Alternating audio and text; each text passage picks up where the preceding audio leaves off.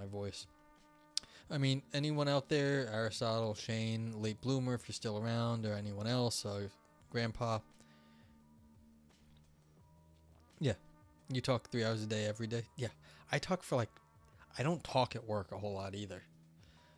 Yeah, hey, late bloomer. Anyone have I mean, I'm gonna just go read something in analysis to be short. If someone has any requests, like stuff, because I mean, like last time Retheus was here, and Retheus said, "Hey, let's go do something. Let's go read the Sith and Jedi codes of conduct or whatever," and we talked about that. That was fun. So it's if you guys have anything like that you want to do, otherwise I'll go read more philosophy because why not? But just let me know.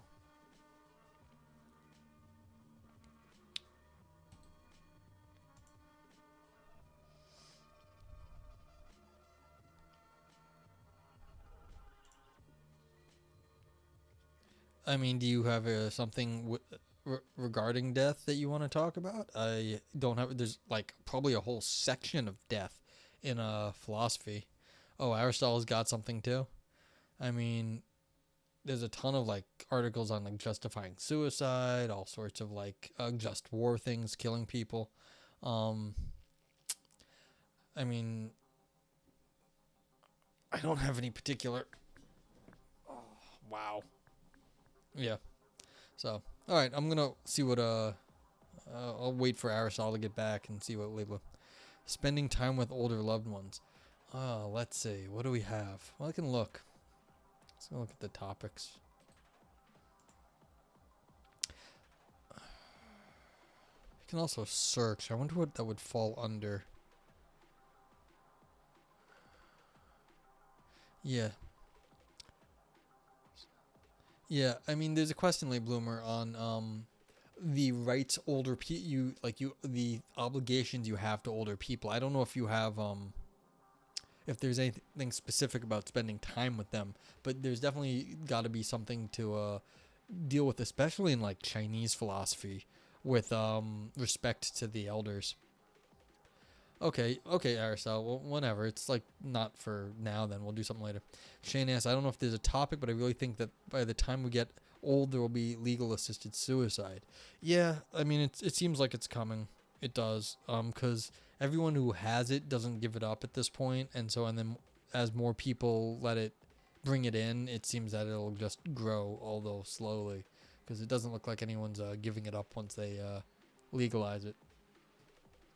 So. It seems like weed. No one wants to give up weed either. Shane McGinnis, Confucian philosophy is very much about playing the proper role in familial situations.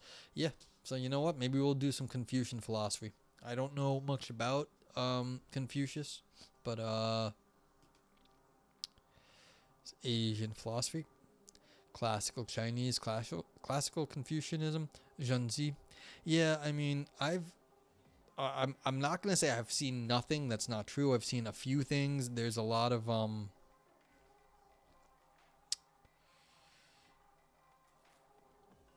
there's Zhuangzi here, Zhuangzi. I've heard talks on Zhuangzi before. There's a bunch of philosophy, like these philosophers who are like Hagop. Like, I don't know if you can see right here. Why is this not zooming? Oh, took it a second. Sorry, one sec. I was zooming in. Hagop Sarkissian, this guy right here, this link. Trying to zoom in. This is like terrible.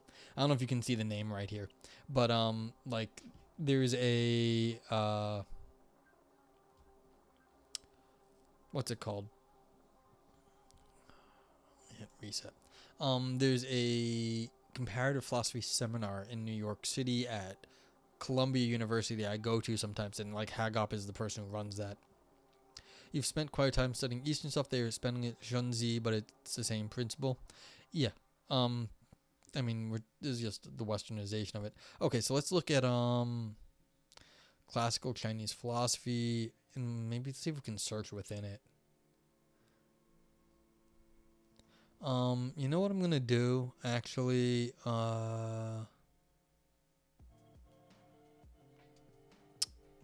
let's go over to Phil Archive, which has all the papers, and then we're going to go to browse by, then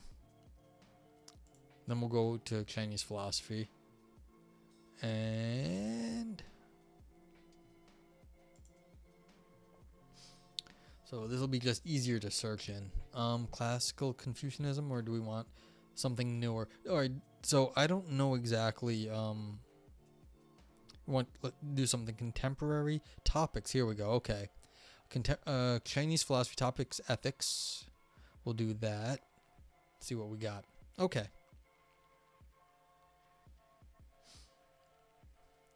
Okay, so we've got something here. I argue that Zhuangzi's Daoism manifests what I label the spiritual aspiration to emulation, and use this challenge to some of John Cottingham's attempt to confine authentic spiritual experience to the theistic traditions. Let's see if it's available. Oh, everything here is available. That's why I picked it. That's right. All right, so let me just get the highlight up. Let's see if we can find one about dealing with elders. Telling others what to do you believe is morally wrong. In the case of Confucius and Zhe Wo, can it be morally justifiable to tell others what to do? The supererogation problem for Liaison Confucian virtue theory of supererogation. Impartiality. All right, let's go. Correlate of reasoning about water and Mengzi. Confucian harmony and dialogue with African harmony. Interesting. Virtue ethics. Aristotle, you should read. No, you shouldn't read anything. There's just lots of Chinese virtue ethics. Islamic ethics and controversy about moral heart Confucianism. Interesting. Don't know anything about that. Golden Rule Jewish and Chinese Confucian ethics. Wow. All right, let's just go. That first one I got. I think that one's fine. Daoism, humanity, and the way of heaven. It's a doc X. All right, we'll try that.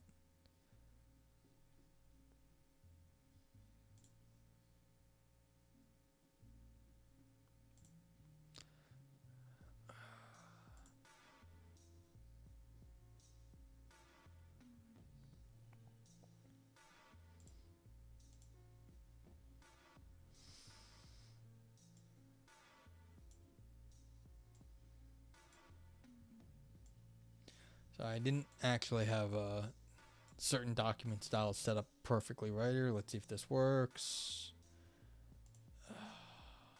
Dagnabbit.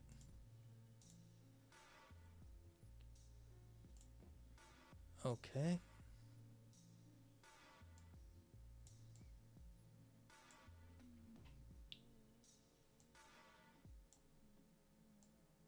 Okay. So here we go. Let me fix up a few other things. This is 31 pages. I do not know if I'm going to get through it.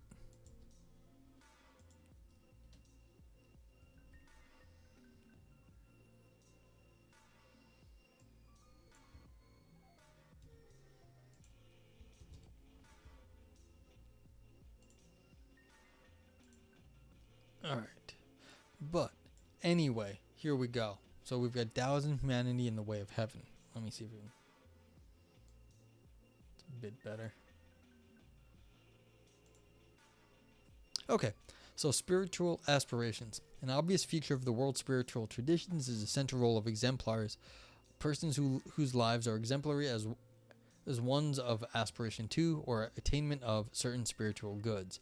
Such figures include saints, sages, prophets, gurus, yogis, shamans, and other holy persons, often organized institutionally into ecclesiastical ranks such as Buddhist patriarchs, masters, monastics, lamas, abbots, and bodhisattvas.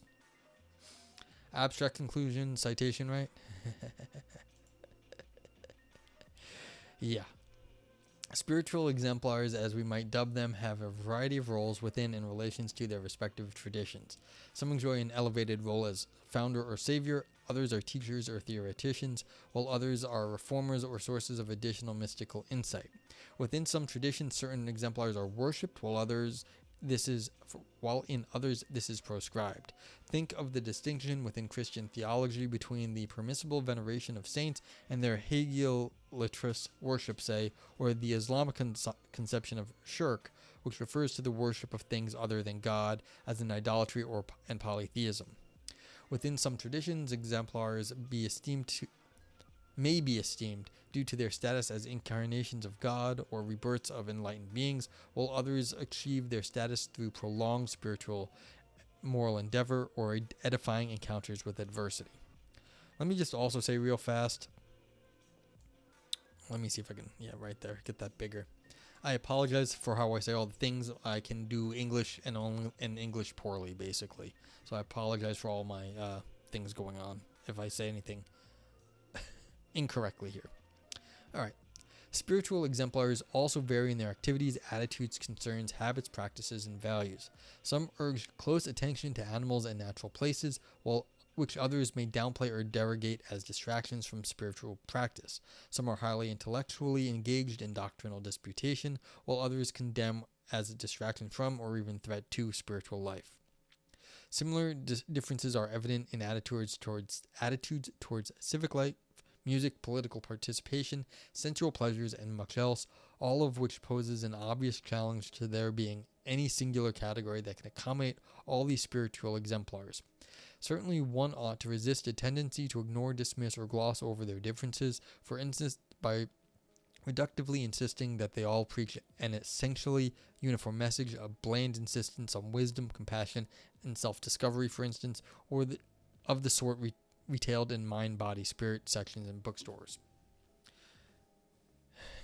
There are no... Yes, but Shane, these are names in other languages, so there might be rules. Yeah. Okay, so this is just interesting from a rhetorical point of view right here. This author has started off listing a lot of things. Now you get this in certain philosophical areas where you're listing stuff. You're not giving an argument in the formal sense of an argument. You're just overloading certain sort of ideas with more and more sort of weight. And so this is a different style of argumentation already from the more analytic stuff that we... there's more of the other one was informal argumentation. That literally was an argumentation-based journal. This one is not the same. This person is overloading sort of the strategy here. Is this an intellectual gish gallop? I don't know what a gish gallop is. No, I don't think... If it's something bad, I don't think this is bad. This is in a respected journal, I believe. Religious studies, I think, is good. But I don't know what Gish Gallop is, so I should Google that fast. Let's find out. Gish Gallop. Oh, wow, it is something. Oh, okay. That's the rhetorical term. Oh, I never knew that was the official term. Wow. Well, I learned something today. No, this is not a Gish Gallop. Yeah, no, this is not a Gish Gallop. This is a this is not overloading your opponent. This is establishing your position by showing a lot of different things all at once. So it's not I was thinking it was food too. I'm getting kind of hungry, late bloomer. I'm with you on that. No, this is because that would be more of a fallacy. This is more of a way to establish your position that isn't like a formal structure. So that's really okay. And you see, I mentioned that right there because they're turning immediately to say their claim here. So this was basically, even though I hate this term, an intuition pump, they're trying to get you to just get to see their perspective. It's not an intuition pump. It's just laying out their perspective in a very verbose way. So the verbosity works to give you a flavor of what they're thinking. And here's what their claim is after you got that flavor. My claim is that there is an irreducible plurality of modes of spiritual exemplarity that we can distinguish in terms of conceptually and phenomenologically distinct spiritual aspirations.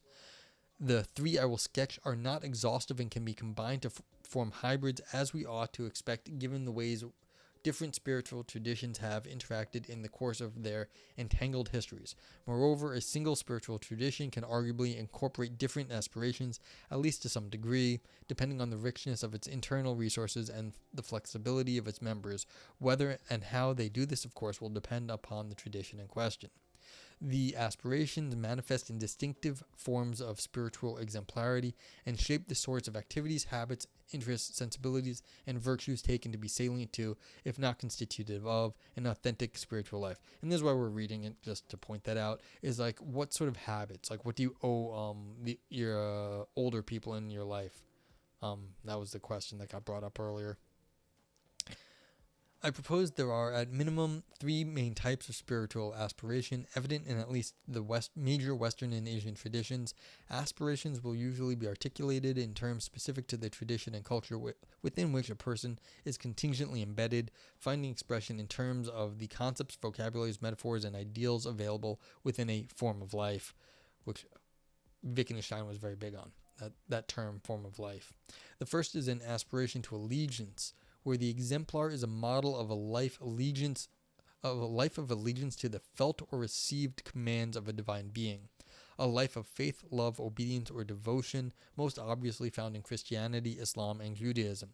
Such allegiance can be conceived on the model of commandments, legalistic edicts, or collectivized forms of public worship. What is crucial is that the aspiration manifests as faithful, loving, or devoted allegiance to the divine creator of the world and supreme moral authority. Signs of aspiration to allegiance are theoretical concerns with the nature of God, the justifiability of faith, and Euthyphro-style questions about the relationship between divine and moral imperatives. A second type of spiritual aspiration might be labeled that of enlightened insight. Within these traditions, the exemplar is a model of life shaped and guided by profound insight into certain deep truths about the nature of reality, what Buddhists call noble truths, a deeply cultivated understanding of which spontaneously transforms how one thinks, feels, and acts within the world. Exemplars of this type do not show allegiance to these truths, nor would it be apt to talk about devoted or loving relationships to them. Buddhists, for sure, allow certain forms of faith, but more in the sense of resoluteness or confidence in the ways of life animated by enlightened insight into those truths. What is morally transformative about Buddhist exemplars is their enlightened insight into the truths that all things are empty of own being, understanding of which is inseparable from a transformed comportment, compassionate, mindful, released from grasping craving. Such enlightened insight does not fundamentally involve any sort of allegiance to a divine person. The exemplarity is characterized by understanding of the nature of the world, which, at least for Buddhists, does not include divine lawgivers. The gods recognized in most forms of Buddhism are also part of the cycle of rebirth and lack any elevated status and role. The aspirations to allegiance and enlightened insight are most prominent within the Near Eastern monotheistic religions and the ancient Indian traditions, respectively. The third aspiration, by contrast, has a broader, if also more diffuse presence within certain of the spiritual dispensations of ancient Greece and China. The best name I can think of is the aspiration to emulation. Certain persons are exemplary insofar as they successfully emulate certain aspects or qualities of the grounds or source of the world, which manifest within human beings and virtues. Yeah, this is a bit of the author's take on Buddhism. Buddhism is very big. I don't know if then again, this may be, the author is trying to look at one aspect of Buddhism, and I think it's more complicated than that. But we'll have to see where they get with this, because this is just the gloss of their overarching position. And I'm pretty sure what they said, that the way you venerate, or the third aspiration is to be kind of like that. I'm sure that has some role, but we'll have to see how hot a take it actually is. Yeah, it is a little worrisome. Okay, by emulating the source of the world, sages achieve a degree of intimacy or rootedness that shows itself in their equanimity, tranquility, or harmony. The Stoic sage, for instance, emulates the logos, which generates and orders the material world, thereby manifesting in human form its rational, providential qualities and its disposition to order the world for the good of the whole. Similarly, the Neoplatonic sage tries to emulate the One, the ineffable, immaterial source of all things. Plotinus explains how this sort of spiritual practice, restraining sensual appetites, cultivating intellectual dispositions, help one to attain likeness to the source of what in the soul becomes virtue. The existence of these different fundamental spiritual aspirations encourages a pluralistic conception of spiritual exemplarity, according to which saints, sages, and other figures might be models of allegiance, enlightened insight, or emulation of the ground or source of things. Unfortunately, such cross-cultural pluralism is challenged by a tendency among some writers on religion and the spiritual life to privilege certain ways of conceptualizing the spiritual life. Put in my terms, the worry is that some commentators implicitly privilege one of the spiritual aspirations and its associated modes of exemplarity, thereby occluding the other aspirations. Yeah, well, we always knew that was going to happen. Everyone has their preferred religious take. My worry, and I think Shane's worry, is that if you don't even get the religions right, you are also privileging certain takes on religion. Yeah. But I mean, it's fair to mention that people have, that this is a problem. But like I said, I think the greater worry, and that Shane pointed out, that if you don't get the religion right either, you're also obscuring what's going on. Consider some recent remarks by John Cottingham, who writes of what he calls authentic spiritual experience, characterized as involving a sense of being confronted with something beyond myself, something felt to be worthy of my admiration or love or respect. Some experiences flow from certain deep yearnings, sensibilities, and impulses that underlie and sustain certain forms of life, which compel us to live in ways harmonious and integrated with the wider order of things. Cottingham construes this in terms of an intersubjective relationship with God, as does Zagzebski, at least in her book Divine Motivation Theory, where God is the supreme exemplar, the being preeminently worthy of loyalty, respect, and devotion, emotions and virtues most obviously salient in the context of interpersonal relationships. The aspiration to allegiance seems to fit naturally a conception of spiritual life organized around the cultivation of an intersubjective relationship between human persons and a divine being. Admiration, love, respect, and devotion are the sorts of qualities appropriate to richly textured relationships between persons, human or not, making them quite appropriate to the vocabulary of allegiance. But these qualities are not exclusive to intersubjective relationships, and allegiance is not the only form of spiritual aspiration. I worry these points are occluded in accounts that privilege certain forms of aspiration, thereby confining spiritual exemplarity to just one of its forms. Yeah, I mean, you're definitely going to get everyone, they're going to know their own stuff best. So it's like if you are dealing with people who are experts in, say, Christianity, they're going to, fall back on what they know.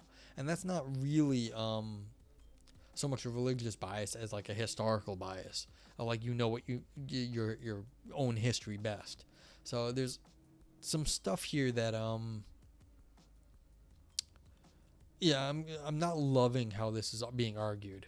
So, but that's okay. It's not like, I don't think there's like serious problems. It's just things to be concerned about. Because there's a difference between religious bias, thinking your religion is the best religion, and historical bias, just knowing your own stuff best, which everyone knows some things more better than others. That's not a problem. You just have to say that. You'd be like, look, this is what I know, and I'm only talking about that. You're not saying this is what I know, and it's better because it is the way things are. That's a very different claim. An example is Cottingham's claim that authentic forms of spiritual experience are unavailable within the forms of spiritual life more characteristic of Eastern traditions. Yeah, see, that just sounds rude. Like, the Eastern traditions are not authentic? Yeah, okay. That's probably wrong. Almost guaranteed.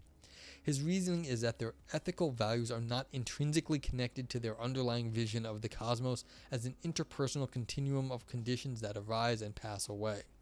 If so, the exemplars of those traditions can be morally admired, as actively compassionate, say, but still fall short of genuine spiritual attainment, which Cottingham characterizes as the effort to achieve a balanced and harmonious integrated life. Such claims are doubly problematic. In the first place, there is no exploration of the texts and doctrines of the relevant traditions, therefore no supporting investigation of those claims about the relationship between ethical values and metaphysical visions of those vaguely named Eastern traditions. Within the Buddhist tradition, to take one example, there is clear explanation of the relationship between their ethical and metaphysical claim of how, say, such concepts as disease, ignorance, and grasping desire should be understood in relation to the vision of a world of impermanent phenomena lacking own being. Wow, Cottingham sounds like a revival of late Enlightenment and Orientalism. Yeah, that sounds terrible. What Cottingham said, and the Orientalism, the late from the 1800s and stuff. I think 1700s to 1800s is just extremely poor. But I also, to comment on this author, you see, now what the author was saying actually doesn't sound so bad because they were setting up how bad Cottingham's take actually is. And so the fact that they were kind of giving a simplified view makes Cottingham's position even worse because it can't even handle an overly simplified take of what the author set up to begin with.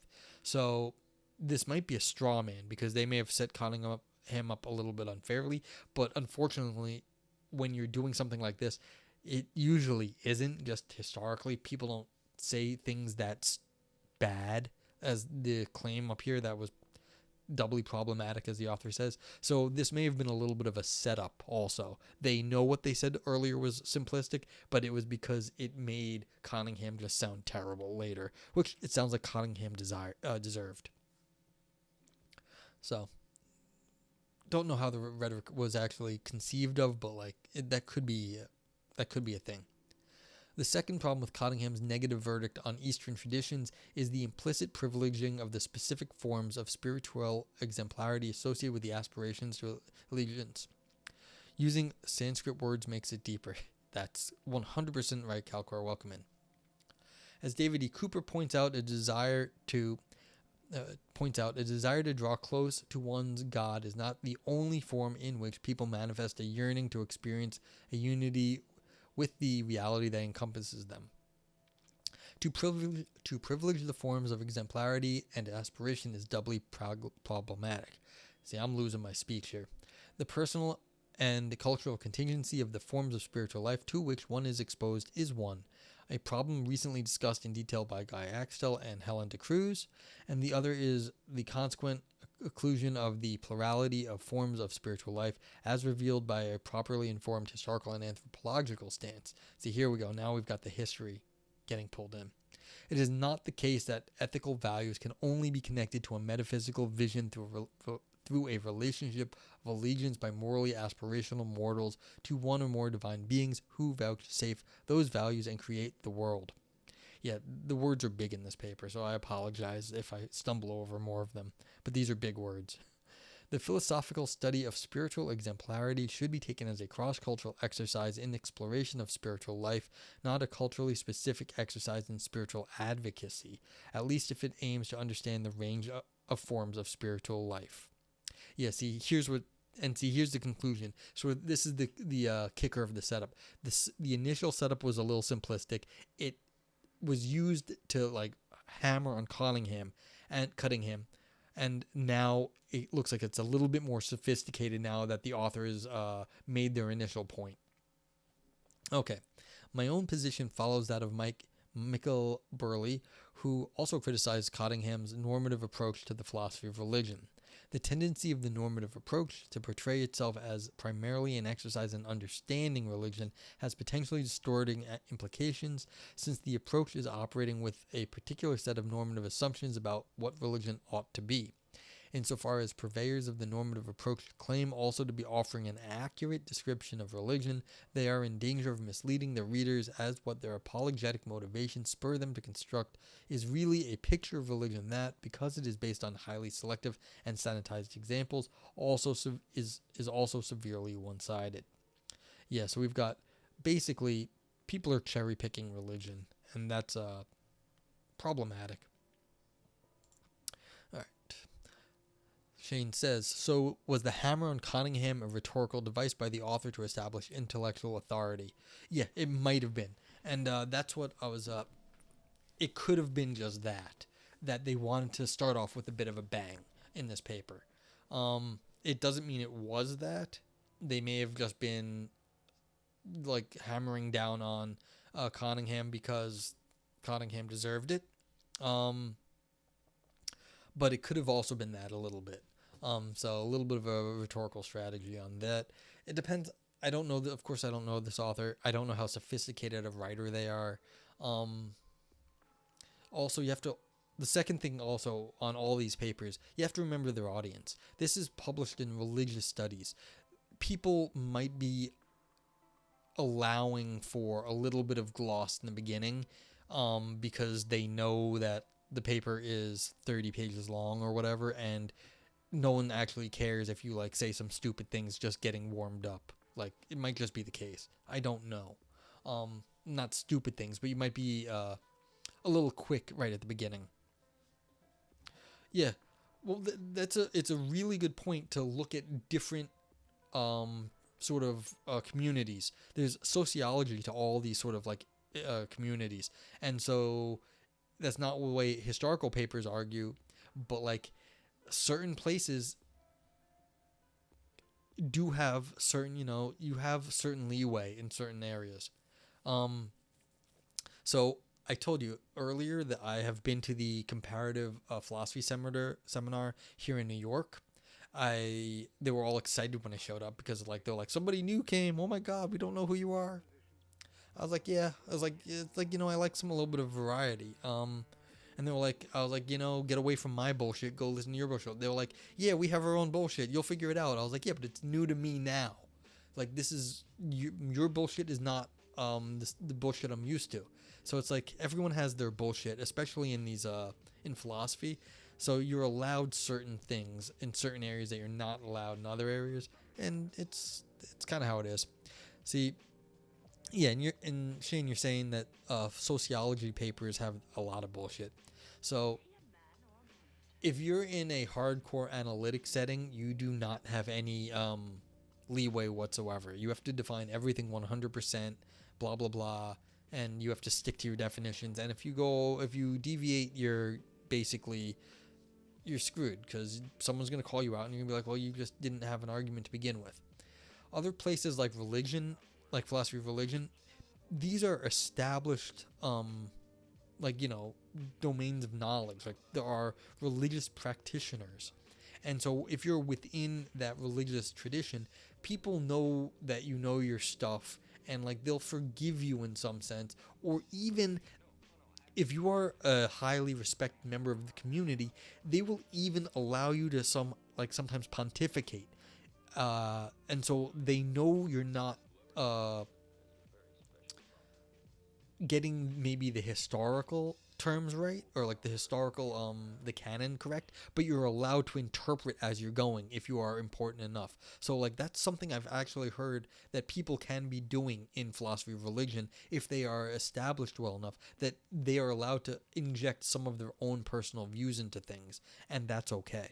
And so I can't tell you what's happening here because I don't know enough about the author or exactly what like this area of philosophy of religion, but that can happen, and that's just a different thing that you have to understand when going into somebody else's area, that there's everyone has a little bit more rhetorical wiggle room. There's different kinds of rhetorical wiggle room. So yeah, I'm sorry I went on for a rant for a while there. It's just I do like the rhetoric. I find it interesting. Okay, continuing. So yeah, and feel free to ask questions to anybody about any of this stuff. So, author continues, I also agree with Burley that the best way to counteract such tendencies is to adopt a radical pluralism that describes the enormously variegated nature of religious forms of life. Such pluralism ought to include the morally disturbing aspects of the forms of spiritual life thus described, rather than gloss over them, which in the specific case of spiritual exemplarity entails attention to the often disturbing character of many exemplars. Shane says, no, this is totally enlightening. I'm wondering how I'm going to be able to modify this stuff to work for me. Shane, don't touch philosophy with a 10-foot pole if you can't help it. Only deal with philosophy if you absolutely have to. Really.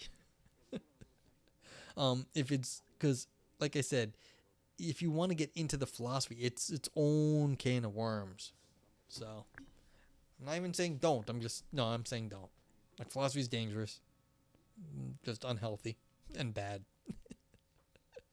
Okay. Oh, the rhetorical stuff. Okay. Yeah. Unfortunately, I wish there was more rhetoric taught. Like, I've looked around for stuff. There are still people in like communications departments and stuff that talk about it. But yeah, you do get it in philosophy because there's different sociologies in different areas of philosophy about what kind of arguments are right, and you see the big split in between the analytic and the continentals. The continentals seem to not mind having a contradiction here or there. The analytics, you can't do that. That's like death, and so it's like you can just. It's like it's obvious in that situation, but I mean, who gets the best results? That's a different question. So, okay, in the following sections, my aims are therefore to describe in some detail one of the forms of spiritual aspiration neglected by Cottingham, the aspiration to emulation, and show how it sustains the form of spiritual life described in the one of the most important Taoist texts, the Book of Zhuangzi. As one of the Eastern traditions, early Taoism offers us modes of spiritual life without any whiff of allegiance between human exemplars and divine beings. It also offers us a form of spirituality that has alarming moral and existential aspects, mainly due to the apparent inhumanity of the Zen Ren, the true persons celebrated in those texts as models of authentic integration within the wider order of things. Okay, so this is a Taoist expert, I guess, then. So I don't know a whole lot about Taoism, but we'll find out. Taoism in its early philosophical forms emerged during the period of the Warring States in China, a period of acute cultural change, later developing into an organized and still extant religion. Its foundational texts are the Tao Te Ching, once attributed to the 6th century BCE sage Laozi, although actually a work of the 3rd century BCE, and the book attributed to Zhuangzi, whose opening 7 inner chapters are attributed to its eponym.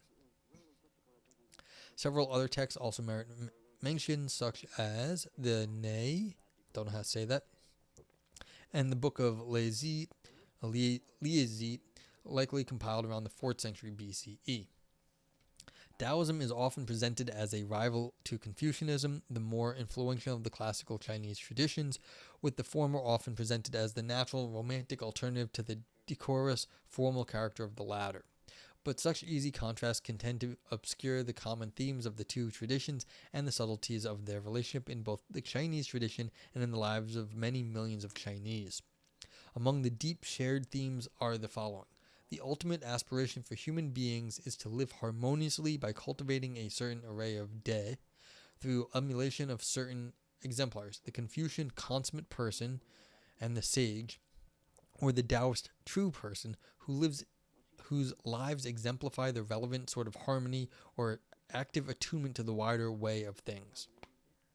Naturally, the schematic picture admits of the considerable variety that one finds across and within the major currents of classical Chinese philosophy.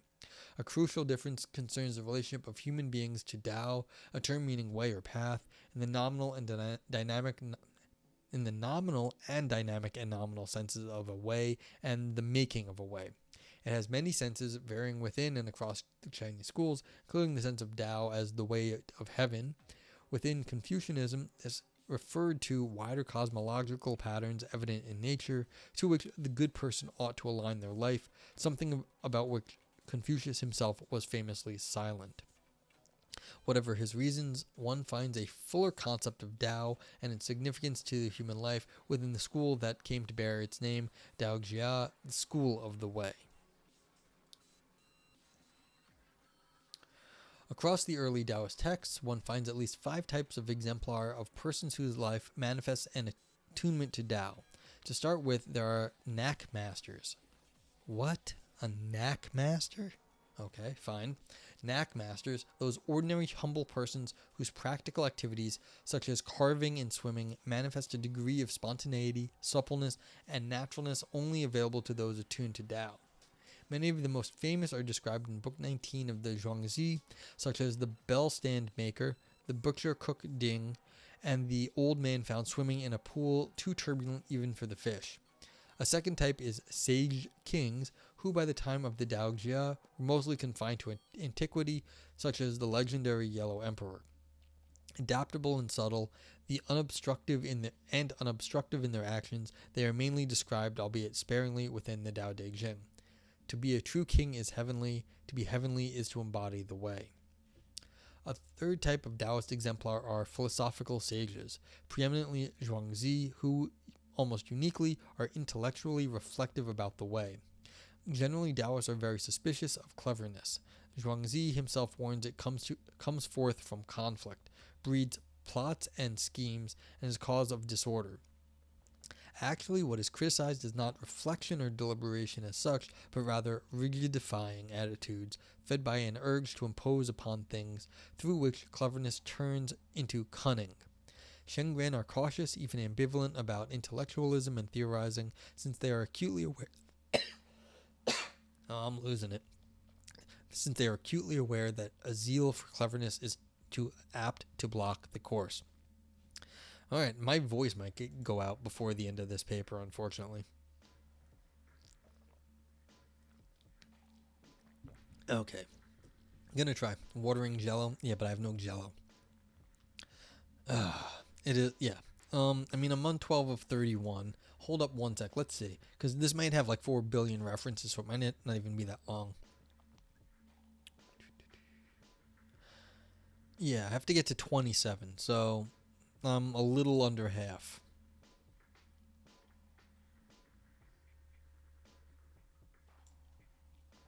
Okay. Let's try. Okay. Yeah. So,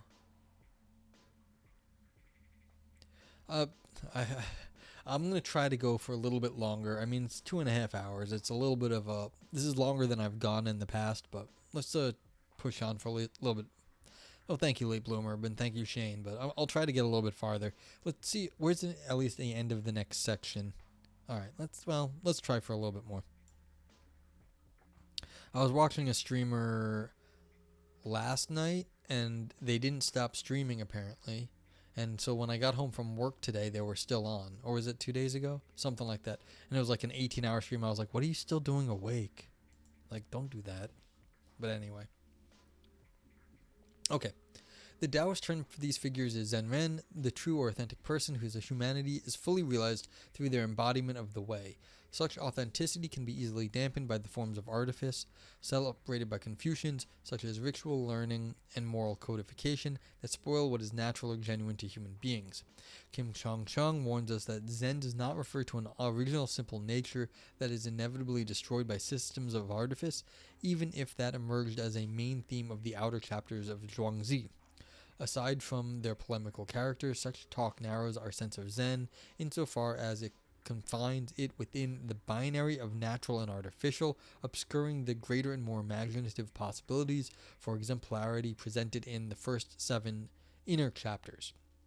Put another way, there is more to the true person celebrated by Taoists than their resistance to the artificialities of human life, a difference that resides in their special relations to the way of heaven.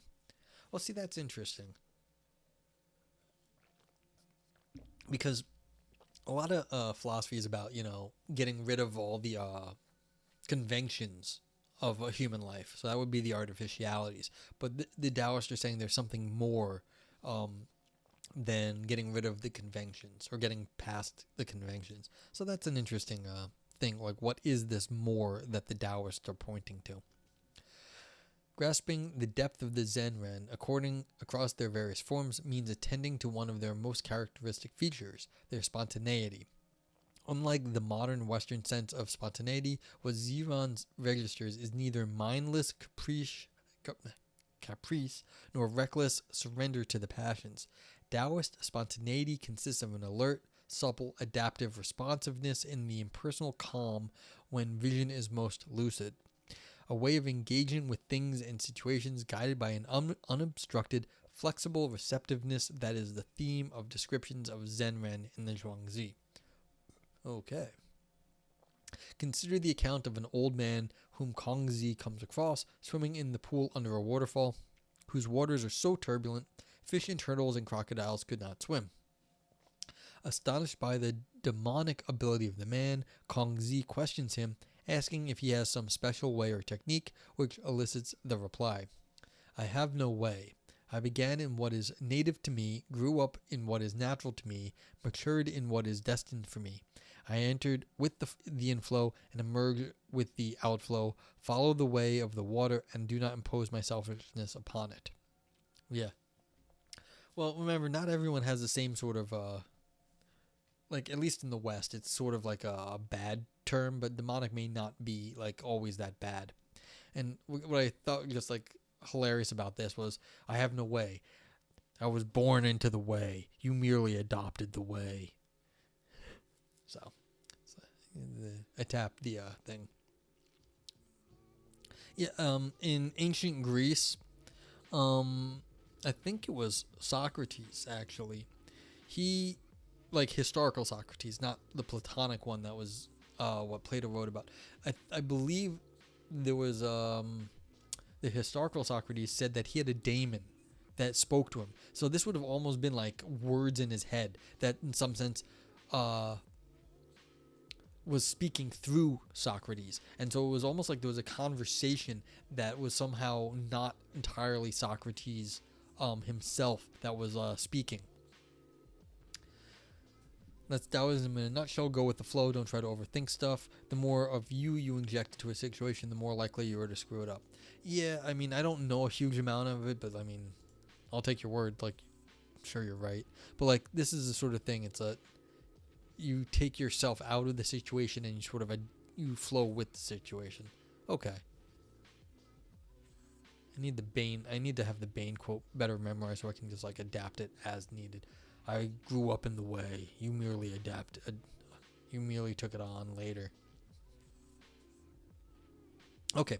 The old man's spontaneity has several aspects. The denial of any specialized skill or technique, the willingness to follow along with things, the refusal to impose his own plans onto things, the expression of what is native or natural to him, the sustained immersion in a certain way of acting that enables a cultivated improvisation. Acting in these ways, the old man was an exemplar of spontaneity and therefore of the way itself, honoring a conviction first heard in the Tao Te Ching. Yes, my Bane thing needs work. I'm sorry. I really only have just gotten back to streaming. You realize all these things that could go into it, and I just don't have it. I used to have more resources, and I don't. Okay, in the first turn, the Tao Te Ching, people model themselves on the earth. The earth models itself on heaven. Heaven models itself on the way. The way models itself on what is natural. Okay. My aim is to show how exercising the virtues of spontaneity enables one to live authentically and so follow the way of heaven, thereby realizing the aspiration to emulation. To do this, I describe striking parallels between those virtues and certain qualities of Tao, which are best explained in terms of an emulative relationship between Zen-Ren and Tao. Before doing so, though, two other ways of explaining their relationship ought to be ruled out. First, Tao is not a divine being who commands or invites people to exercise the virtues of spontaneity. Despite efforts by Christian missionaries from the 16th century to interpret Tao in monotheistic terms, Tao lacks the personality, substance, and purpose of a divine being, as do other cognate concepts such as Tian, as shown by Xiaomi Yang. Second, since Tao is not a person, it does not literally possess virtues, so cannot act as an object of emulation in the way that, for instance, Christians can try to emulate God's love by performing acts of loving care. But this does not rule out the possibility of Tao as a model for virtues, since emulation need not take the intersubjective form presupposed by Zagzebski. A second form of emulation can, to borrow a term from the Stoics, be labeled a cosmic mode of emulation. The core aim is that the ultimate model for an exemplary human life is the ground or source of the world, that which generates or sustains all things, the logos for then Stoics, the logos for the Stoics, the one for the Neoplatonists, and Tao for the Taoists. Underlying the aspiration to emulation is precisely a felt conviction that one can achieve integration, unity, or intimacy with the world by becoming more like its ground or source, specifically by emulating certain of its qualities. Within Daoism, this aspiration was explored and developed in many ways. My focus will be on the book of Zhuangzi. All right. Let me just make one last comment on the rhetoric here. From the beginning, you can see now the author is really just leaning into the Taoist stuff, and there's no way they're screwing this up at this point. I'm sure, like, it's only the Taoist, and so I mean the gloss at the beginning is I think because this would be written for Taoists and people interested in Taoism, so the gloss at the beginning is completely forgotten probably by now. So anyway, okay, spontaneity and emulation. Early Taoism has many of the components typical of spiritual traditions, such as practices, exemplars, narratives, and a conception of the good life, and a vision of the ground or source of reality. As a tradition to which the aspiration to emulation is central, one should look for those telltale parallels between, on the one hand, the virtues of its exemplars, sages, knack masters, and other Zen-ren, and on the other hand, the qualities or attributes of the ground or source of the world, Tao. The best place to look for those parallels will be in the most characteristic feature of Zen-ren, spontaneity. It rarely figures in Western lists of the virtues, usually being associated with impulsiveness or caprice, especially within romantic writings. Within Taoism, it refers to an adaptive, flexible responsiveness to the things and situations that one encounters. The Chinese term ziran literally means self-sowness, a capacity to act, think, and feel in ways that are natural or spontaneous in the sense of their flowing from one's own nature rather than being effects of external compulsions or pressures. A.C. Graham describes actions as ziran when they are marked by the spontaneous incipience of the act when reflecting the situation objectively. Spontaneity is undistorted action flowing from one's own nature or dispositions rather than forced upon one by externalities. The Zen-ren are exemplars of spontaneity insofar as they experience things as they are, rather than in more narrow registers generated by conventions, discriminations, and projects that select out only certain aspects of things and creatures. In the poetic terms of the sage Guan Yin, within yourself no fixed positions. Things as they take shape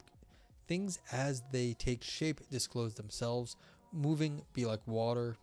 Still, be like a mirror. Respond like an echo. The exemplary spontaneity of Zen-ren shows itself in the ways of experiencing and engaging with things and creatures that manifest an array of day, a term typically rendered as virtues, potencies, powers. Although Taoist texts do not compile lists of the virtues, we can usefully think of spontaneity in terms of clusters of virtues, each capturing a mode of spontaneity. By articulating these modes, we are better placed to see how their cultivation enables one to realize the aspiration to emulation within the specific terms of Taoism. Okay, so this is sort of a Western breakdown. I do have a little bit of an issue here, because when you're doing stuff like this, where you are specifically making clusters of virtues of things that has never in the history of Taoism been described as such, you could say, well, this is Western innovation, but this is also what I would consider a bit of a Western mindset being imposed on this concept that has never been described as such, and even which it seems like they have resisted. This is not to say it's not going to be helpful for the Western reader, but I'm just saying it is a foreign sort of method. See, Taoist texts do not compile lists of virtues. Like, this is not what they do. I sort of feel like this is angling towards exegesis. You know, yeah, that could be part of this.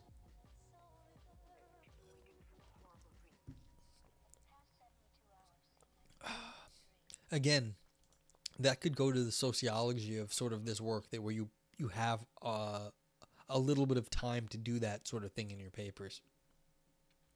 Like, that might even be expected.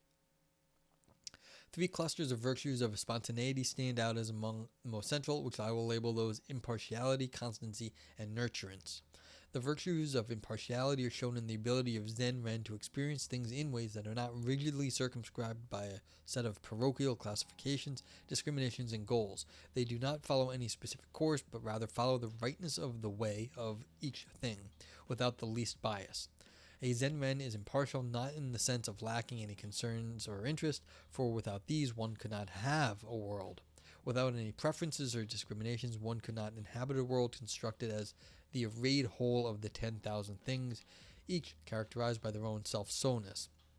By experiencing things as they are, rather than within the narrower terms of a partial perspective, a Zen Ren can see through to the way things fit together, to know which activities are of the heavenly.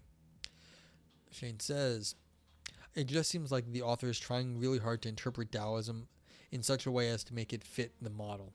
Yeah, I mean,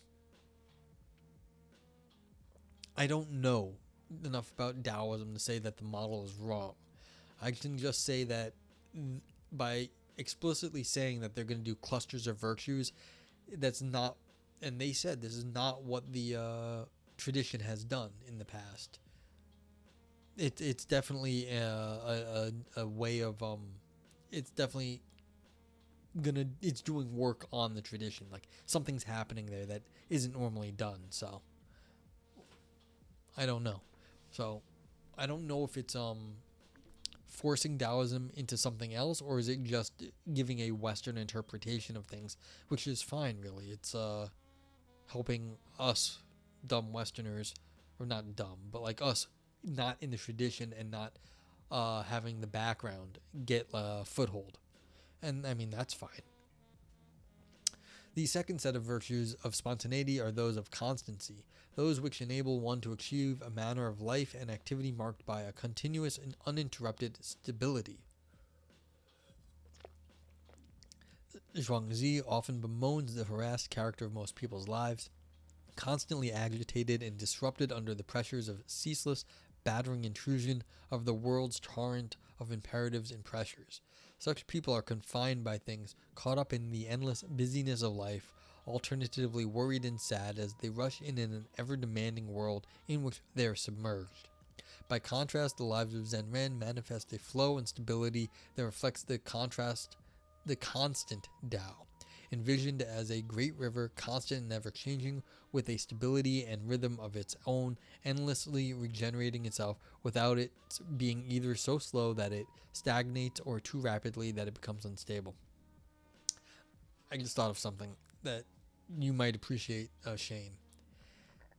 These people, as I know them, that do Chinese philosophy in the West, or not Chinese philosophy, but like comparative, they really like their topics. They really, really, really like their topics. This is one of the reasons they do their topics. They wish their topics, their philosophy of religion, were more widely known in the West.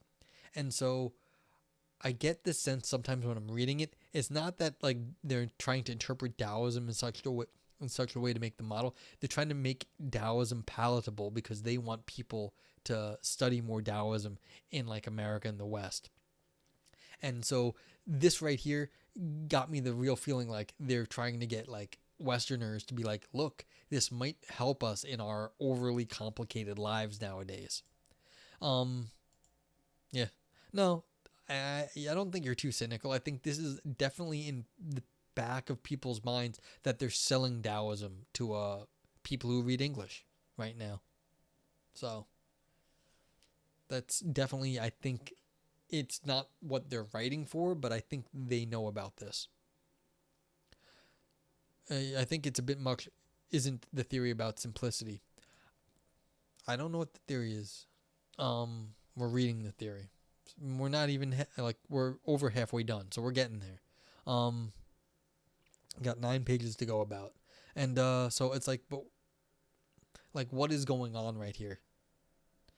I don't know, but like, it seems like this is sort of like a sale. I'm getting sold on this. Okay, continuing. Spontaneity in this sense is a mode of constancy and stability that comes from being unaffected by external intrusions or interruptions. Zhuangzi is critical of urges or imperatives to acquire profit, exercise, technique, and to impose upon or contend with things which, if indulged, mean we will be forever tossed back and forth as tastes, fashions, and demands change. Such constancy is shown in the conduct of Zen Ren, like the flowing, unforced, and uncontrived music of the Yellow Emperor, an ancient sage king. The relevant Chinese term, Chang, constant, sustainable, means that which is capable of being maintained over a long period of time without exhausting or destroying itself. By living spontaneously, Zen Ren can follow along with and find their place in the flow of the world, releasing them to a life that is still calm and serene. And also nowadays, there's a sort of a big following of Stoics, and this Stoics got mentioned a few times in this paper already. So I wonder if the author thinks that Daoism it would be palatable to like the sort of Stoic community out there in the West too. I mean, like I said, I don't think that's like what they're writing here, but I just wonder if they think that, because I don't know why the Stoics should get a whole lot of play, just in general. Like, why? They're not like, they're a great school of a Western philosophy, but they're not normally what people think of. So, the virtues of impartiality and constancy could make Zen Ren appear rather passive figures whose ways of life are characterized by apathetic disengagement, so a third cluster is needed to emphasize the more engaged dimension of their life. Given the popular images of Taoist sages as mellow and chilled out, the risk is seeing them as essentially spectators, as indifferent, detached, and unconcerned with the 10,000 things. What this lacks is a proper appreciation of the role in lives of Zen Ren of certain virtues of nurturance, a cluster of dispositions that manifest attention to, care for, and cultivation of the particular needs and natures of other creatures. Yeah, you think there's there's definitely some overlap there. I completely agree. I mean, would appeal to a Stoic and a Taoist, sure. The relevant metaphors here are aquatic and horticultural. The Zen Ren is like water in both giving life to creatures and providing them with a habitat in which they can move and flourish. But, switching metaphors, only if the water is properly directed to those creatures, ensuring that enough is given at the right time. Too much or too often and the plant drowns, too little or too rarely and the plant is parched, which is why Sarah Allen describes Taoism as the watercourse way, this being the most powerful metaphor in early Chinese philosophical thinking. The importance of horticultural metaphors is also marked in another venerable characterization of Taoists, that of gardeners of the cosmos, men and women who, like good gardeners, attend carefully to the needs and natures of things as opened up and arrayed by Tao, who gently and responsively are disposed to take joy in clearing the way for things. So, am I the weeds then? The virtues of impartiality, constancy, and nurturance are means of articulating some of the modes of spontaneity that are characteristics of Zen Ren. Crucially for the aspiration to emulation, each are manifestations in human form of qualities or attributes to Tao. Since, as the opening lines of the Tao Te Ching remind us, the true way cannot be spoken of, the qualities cannot be rendered in literal, propositional language. Working out the character of the virtues of spontaneity cannot therefore involve inferences from some set of propositions describing Tao. Although different arguments are given for the ineffability of Tao in the Tao Te Ching and the Zhuangzi, the favorite strategy within those texts is to use figurative language, especially subtle use of a variety of metaphors, aquatic, horticultural, and of course the very term Tao itself, which in its nominal and dynamic senses can mean a way, path, making a way, and clearing a path. The task is therefore to use the associations set up by the metaphors to translate qualities of Tao into the day of humans, the distinctive ways of being given to us by the way. What's the opposite of a stoic? Hello, my name is Dumb. Is there someone named Dumb? The opposite of a stoic, I'm a cynic. I'm not a stoic. Cynics think stoics are stupid because basically they're too passive. I'm not a hedonist. Stoic? Oh, a hedonist. Oh, maybe. Depends on what kind of hedonism. Like, I don't know enough about hedonism, but basically, a stoic is trying to control their mind so that they are doing things in the appropriate manner, in the appropriate way, so that they can sort of have like a very sort of stoic way of life. Cynicism, on the other hand, is just like, no, this is stupid because there's no appropriate amount of anger at any given point. When you're angry, and you just got it. You're going to be angry, and this is my position. This is why I don't like Stoics, because basically it's the wrong way of going about like understanding, like being angry, being happy, anything like that. And so I dislike the Stoics because I think they get any positive emotion or negative emotion completely wrong. So if like you're happy about something, you should be happy about it. You should not be happy about it in the appropriate amount. That is stupid. There is no appropriate amount because that doesn't mean anything. What would you have, like 3 happy? Give me 5 angry? What the fuck is that? So this is like a split between me and the Stoics. I mean, theoretically, someone saying you want the most pleasure, like just in sort of a consequentialist or hedonist sense, as Shane mentioned, yeah, because the Stoics would say you're overdoing it, and so that would also say like it's being negative about the appropriateness amounts.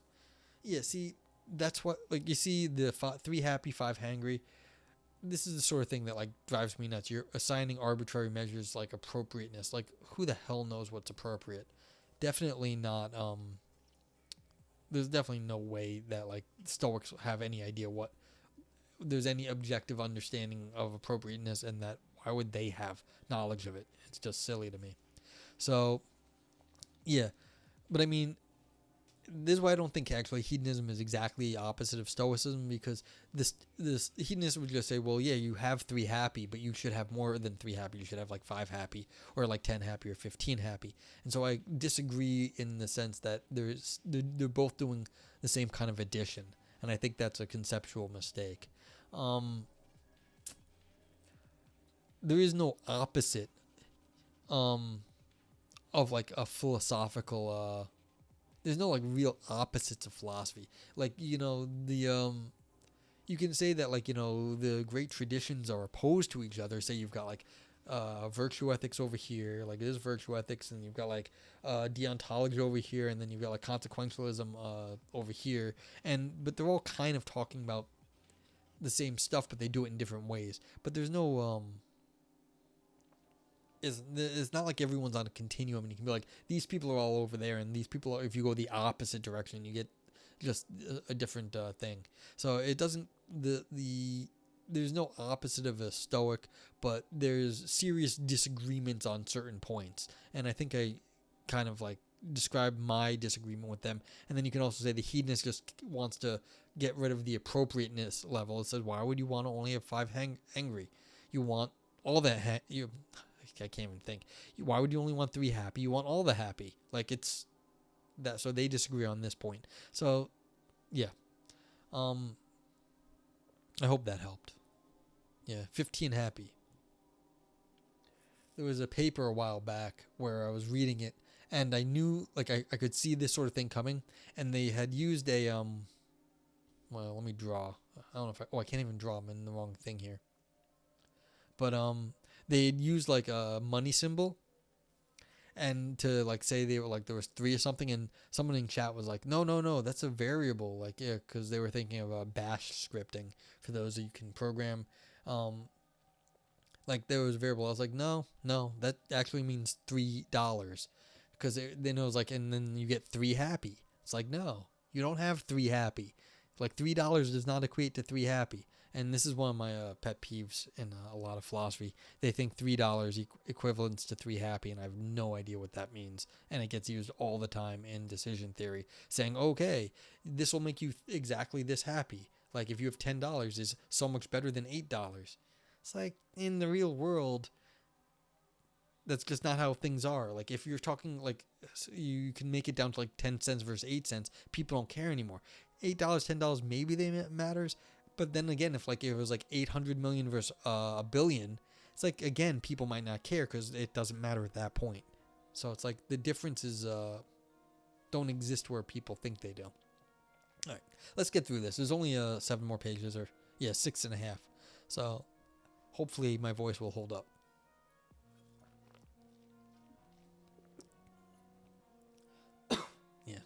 Getting on 3 hours, so gotta get out of here at some point. The impartiality of Zen-Ren is an emulation of the aperspectival character of Tao, its lack of purpose, projects, or perspectives. Only things have a perspective on the world, a certain structure of interests, concerns, and goals which reflect their distinctive natures and needs, a point Zhuangzi liked to make by describing how the preferences of different animals reflect the particularities intrinsic to the sort of creatures they are. Tao, by contrast, lacks concerns, needs, or interests, so from its perspective, as it were, nothing seems worthy or unworthy. Whereas the ways of creatures are partial, humans are distinctive for their capacity to recognize ways other than their own, those opened up and arrayed by Tao.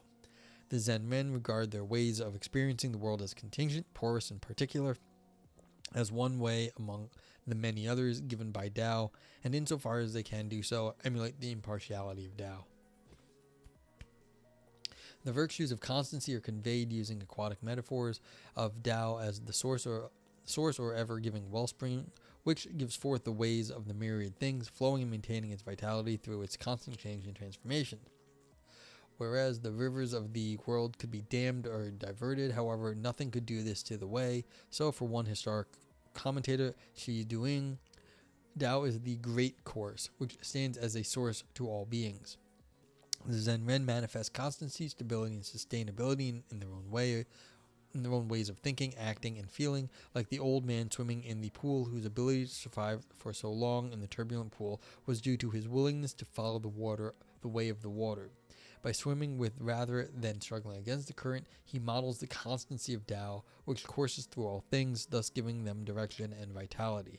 The cluster of virtues of nurturance are also clear in the aquatic metaphors, where the associations of water with life, habitat, cleansing, motion, and the process of nurturing one can call watering are all exploited. Zen-Ren are disposed to nurturing things by ensuring their needs are met, filling what is empty, quenching what is parched, without ever overwhelming or drowning things.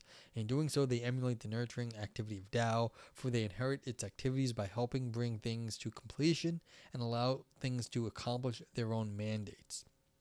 Indeed, as a testament to the richness of the Taoist metaphors, these many different associations are often combined in a single metaphor. Sarah Allen gives the example of Tao being like water insofar as it provides life, gurgles up unbidden, moves of its own accord, and takes a multiplicity of forms. Here one sees the virtues of impartiality, constancy, and nurturance all rolled together in one single act of metaphorizing that offers a model of the character of an aspiring Zen-Ren. By cultivating the virtues of spontaneity, a person thereby manifests in human form certain of the qualities or attributes of Tao. Insofar as they are successful, they emulate the deep ground or source of the world, thus realizing the aspiration to emulation. By following the way of heaven, a person satisfies the spiritual aspiration for integration or intimacy with the wider order of reality to become Zen-Ren, a true, authentic person. Okay. Sure. Let me see how far we got. Do I think I can do this? I'm passing out good night and thank you. Yeah, I'm losing my voice here and it's midnight, so I'm a little worried. Oh man, did I just lose my spot? Yeah, okay. Okay. Need a stretch. Yeah, let me try to finish this up a little quickly, and then I'll have a full video at least, you know? So 22, gotta get to 27. I've argued that early Daoism, yeah, but even though I'm trying to go fast, please ask questions. Let me know. Like, if something isn't clear, I will do my best to explain what I think is going on. I've argued that early Daoism is best understood in its relation to aspiration to emulation. What characterizes the Zen-Ren are certain virtues of spontaneity, which are manifestations in human conduct and comportment of qualities or attributes of the ground or source of the world, Tao. By cultivating spontaneity, those Taoist exemplars become models of intimacy or integration with the wider order of things, an achievement of the Zhuangzi describes in terms of following the way of heaven. Since the relationship of Zen-Ren to Tao is not characterized by loyalty, devotion, or obedience, it lacks the intersubjective form that is constitutive of the aspiration to allegiance. With this account of Taoist exemplarity in place, let me make 3 comments on how it relates to the opening theme of spiritual aspirations. First, one should be extremely wary of nominating any specific mode or form of spiritual experience and exemplarity as authentic as the proper or privileged expression of those deep yearnings, sensibilities, impulses for integration, unity, or intimacy with the wider order of reality. Cunningham and Zagzebski share this conviction that authentic spiritual experience involves a sense of confrontation with a divine person, which, given appropriate practices and communities, can modulate into a volition structured by admiration, devotion, and love. By doing so, they tacitly privilege forms of spiritual life primarily expressive of the aspiration to allegiance, the one most visible within their own cultural and spiritual tradition. One of the costs of doing this is the premature rejection of the forms of spiritual life sustained by the other aspirations. Cunningham argued that Eastern religions do not connect their ethical values with their vision of reality as impermanent, conditioned arising, but they do connect them, albeit via the mode of spirituality that I labeled enlightened insight rather than allegiance. Most Buddhists regard this attainment of nirvana as requiring forms of personal transformation, ethical, affective, experiential, which are themselves enabled by the attainment of deep insight into reality. In the words of Majjhima Nikaya, spiritual aspirants ought to achieve the stilling of all constructing activities, the relinquishing of all attachments, the destruction of craving, non-attachment. Without going into the details, clearly this testifies to a means of connecting ethical values to a metaphysical vision at work, whose general form is enlightened insight into the noble truths. Second, the aspiration to emulation shapes the sort of spiritual practices and virtues judged salient within a given spiritual dispensation. Given the intersubjective form of the aspiration to allegiance, for instance, one might naturally expect practices of thanksgiving and worship and such virtues as faith and piety. Although we find them in Western monotheistic religions, they are absent from early Taoism, where one finds practices of wandering and fasting of the heart-mind.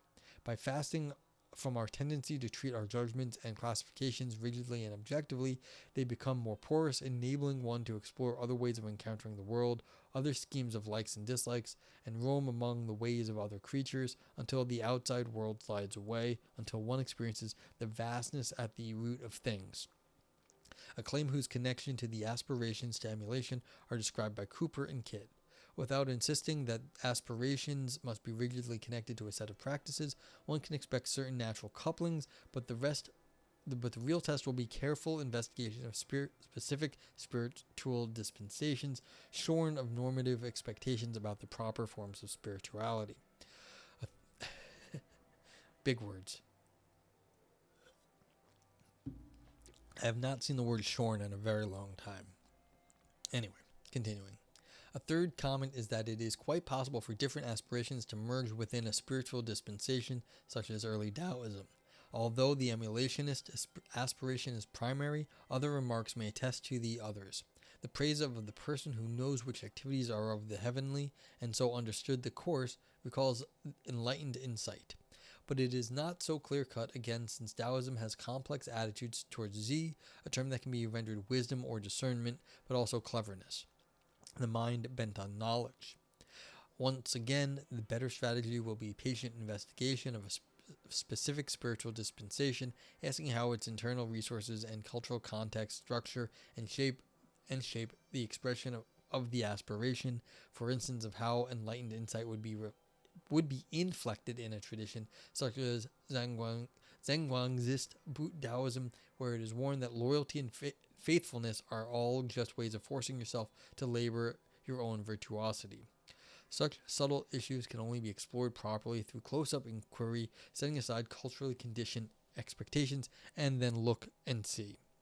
Yes, that's interesting. Loyalty and faithfulness is virtuosity in some sense, is not a good thing. I conclude that there is a plurality of spiritual aspirations, including those of allegiance, enlightened insight, and emulation. Since these can emerge at the level of individuals or of traditions, the differences between them are likely to be of prominence rather than a presence, a reminder of Wittgenstein's curt advice, what's ragged should be left ragged. Yeah, depends on what you're loyal and faithful. What depends on to what you're loyal and faithful, I guess. Well, I think they're saying that like being virtuous for virtue's sake is sort of a mentality that you shouldn't be aspiring to. You have to let things come as they do, and trying to cultivate virtues is sort of putting the having an idea of how you should be, and you're not following the way at that point. So yeah. But again, yeah, then you could just say you're loyal to the way. Since early Daoism seems primarily emulative in its aspirational structure, attempts to reduce this aspirational structure to another, such as allegiance, risk failing to show fidelity to the texts and testimonies of Daoism, or worse, falsifying the lives of its adherents. Investigation of the plurality of modes of spiritual exemplarity and their underlying forms of spiritual aspiration ought to guard against tendencies to privilege and derogate. Early Daoism certainly challenges many of our inherited preconceptions about the forms and character of spiritual life. There are no gods, no savior, no miracles, no such familiar virtues as faith or piety, and its outstanding exemplars include such quotidian figures as butchers.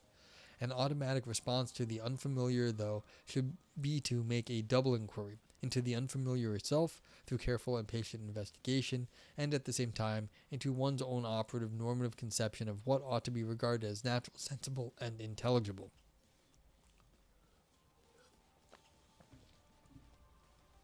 Such self-reflexiveness can be attempted in many ways, depending on one's own preferences and resources, ranging from appreciation of the contingencies of one's spiritual or cultural imagination, or investigation to the tacit certainties built into our form of life. But what matters is that one makes some attempt. And that's what I was saying, actually. The Wittgenstein here is the same as the Wittgenstein of form of life. So I wonder what this author's background is, if they are into a little bit of Wittgenstein. By investigating the aspirations guiding the lives of those early Taoist exemplars, we can hopefully see ways to explore culturally distinct forms of spiritual life. My aim throughout was to follow Burley's warning that we ought not to privilege a particular subsection of the category of religion that corresponds to a specific vision of what is good for human beings. Looked at through the lens of aspiration to allegiance, then, the Zen Ren look peculiar in ways that generate puzzlements that develop into skepticism about its integrity as an authentic mode of spiritual life. Looked at as a historically and culturally specific effort to explore and express the spiritual possibilities afforded by the aspiration to emulation, we can come to properly appreciate its distinctive character, something essential if we are to really achieve what Burley calls a broader, deeper comprehension of the diversity of forms that religiosity can take in human life, including those that diverge from the inquirer's own moral and religious values. Alongside the epistemic merits of this sort of approach, it seems pleasingly consistent with the Taoist imperative to surrender presumptive privileging of our own ways, thereby freeing us into a more open, expansive appreciation of the many forms of human life. Whew. Okay, my voice is gone. Goodbye. I hope that was good. I don't have a lot more to say because I'm a little spent at the moment, but you know, I think Shane was right. Hey Takeshi boy, wow, how are you? Long time no see. Thanks for stopping by. Yeah, I just read a very long paper and when I don't have any voice left. Um, good, good, good, good, good that you're good.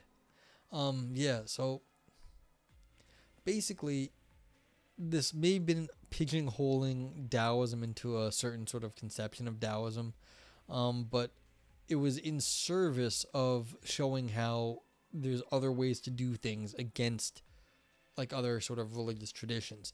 And so the idea I think of this paper was to set up a compare contrast between religious traditions to show how the Taoist conception can do things that it basically was a counterexample to some other positions that had been put out there, namely this one by Cunningham in the beginning.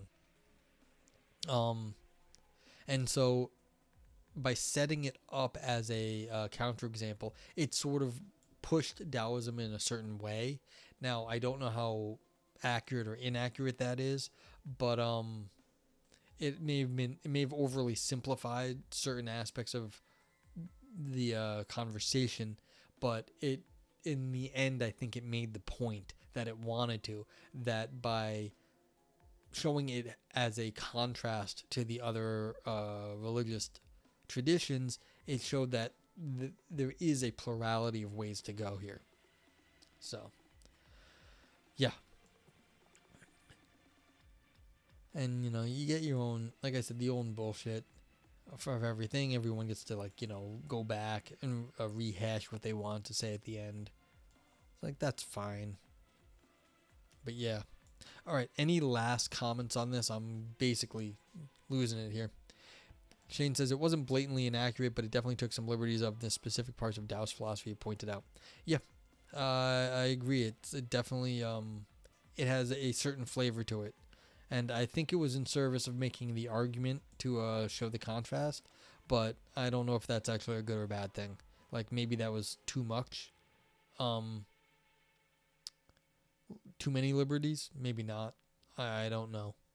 But I mean, as far as I can tell, in terms of the philosophy, I understand the perspective that the author was going for. That you don't need to have a sort of human to human interpersonal, intersubjective personal relationship. You can try to do this to some sort of more abstract sense in the world.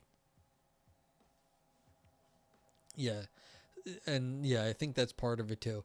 That there's always going to be liberties taken when you're trying to explain Taoist in a sort of a Western, uh, in a Western way, because the generally the ways, the rhetoric that gets used, the tropes that get used, the explanation styles that get used are not going to fit exactly to a different tradition, and so explaining Tao in Western modes, it's gonna do something.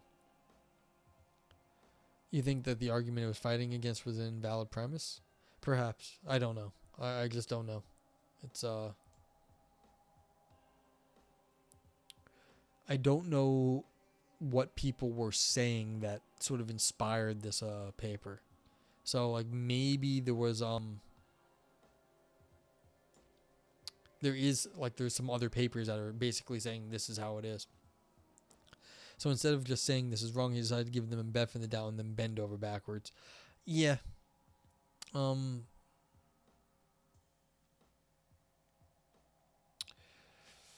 Again, this may just be how they argue here. They'd be like, well, I'm not going to crap on what you say your tradition is. I'm going to, like, by saying this is wrong. For all I know, they just don't do that. I mean, they might, but you bend over backwards, but you say, look, like I said before, I think a lot of times in this comparative philosophy area, they're trying to sell their philosophy. Not their philosophy, but they're trying to push and sort of like show a palatable version of their philosophy to the wider Western audience. So I feel like that maybe the bending over backwards is to make as many friends as you can. You're not going to, like, all these people that are talking, they're not enemies, they're frenemies. And so it's like you don't actually, you have to sort of cooperate with each other to continue the discussion. So, I don't know, but like that's kind of just like my feeling in dealing with like a tiny sliver of comparative philosophy. Yeah, well, you know what's funny? I don't know if I've ever read a history paper, like an actual research history paper. History shit gets cutthroat.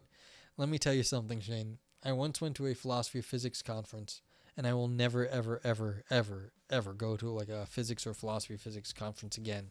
People, you're allowed to call out in the middle of a philosophy of physics speech or a physics talk, and interrupt the speaker to show that they're wrong. And you want to talk about cutthroat? Like people be yelling at like the speaker in the middle of a talk and be like, "You're wrong. Like what about this? What about that?" I was like, "Oh my god, I'm leaving. This is terrible." So, anywho, you know what? I should probably read I don't think I've ever read a research level history paper, like an academic published paper. I've never had the opportunity to. So maybe I'll take a look at that one day. Philosophy roulette history or history roulette. I read a random paper. Okay, that really is it. Thank you all so much for being here and the chatting, Takeshi boy. Thanks for stopping in. I'll get back to some Minesweeper one of these days too. Thank you, Aristotle, A. Bloomer, Shane McGinnis.